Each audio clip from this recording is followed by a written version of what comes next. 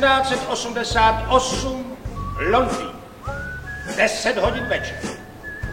Politická recepce v domě Sira Roberta Chilterna. Podíváte se ještě k Hartlogovým? Nejspíš ano. A vy? Asi. To je ale nuda, ty jejich večírky, vidíte? Příšerná. Nechápu, proč tam chodím. Nechápu, proč vůbec někam chodím. Sem já chodím, abych byla vzdělaná. A to já bych nechtěla ani za nic být vzdělaná. A já také ne. To člověka staví dipne na úroveň výdělečně činných vrstev, to řekně.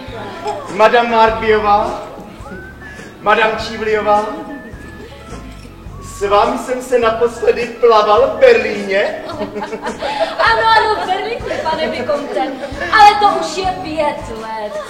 Vy jste zase polička a krásnější, jak to děláte? Dodržuji prostě zásadu nehovořit s nikým jiným, než s tak roztomilými lidmi, jako jste. To je od vás lichotivé, mažete mi medvěda kolem pusy, jak říkají v Anglii.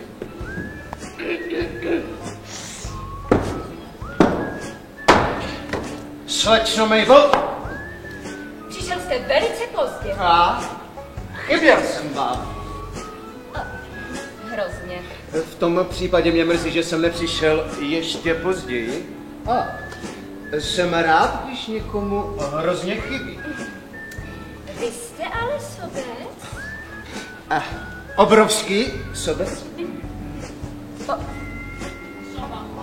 Pořád mě upozorňujete jenom na své špatné vlastnosti, Lorde Goring. A to jsem vám jich zatím stačil vyjmenovat sotva polovinu. Slečno Mabel. Ty další jsou taky tak zlé. Přímo děsivé. Když o nich začnu přemýšlet v noci, nemohu pak vůbec zůstat vzhůru. Tak abyste věděl, já mám ty vaše špatné vlastnosti velice ráda. A mrzelo mě, kdybyste o některou z nich přišel. Dneska se mi vůbec nelíbíte. Za to vy se mi líbíte nesmírně. Tak byste to měl dávat okatěji najevo. A co pak jsem mohl? Vždyť si vás odvedl ten francouzský špil.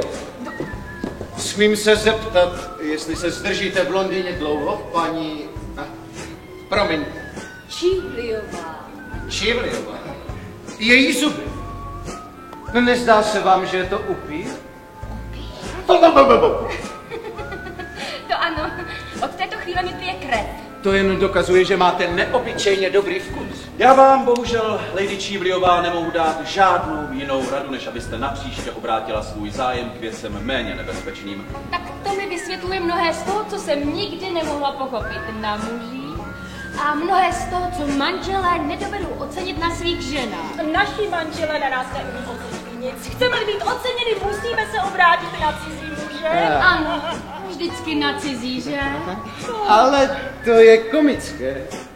Komické vůbec ne, Lorde Goringu. To není od vás pěkné naznačovat něco takového. Lord Goring se bohužel přidal do tábora našich nepřátel. No, jako vždycky, sotva jsem přišel, už se dal do řeči s tou paní Čívliovou. Já jsem a už ví. Dámy, Lord Goring vyslovil podezření, že paní Čívliová je upír. Tak to je vzrušující. Ale v tom případě bychom jí měli vrazit kůl do srdce.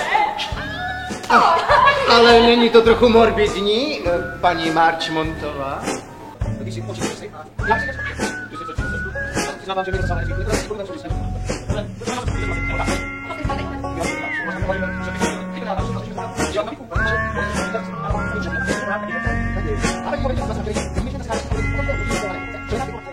Jakože nerozumíte vůbec ničemu, tak byste už dávno věděl, že vás prostě zbožňuju.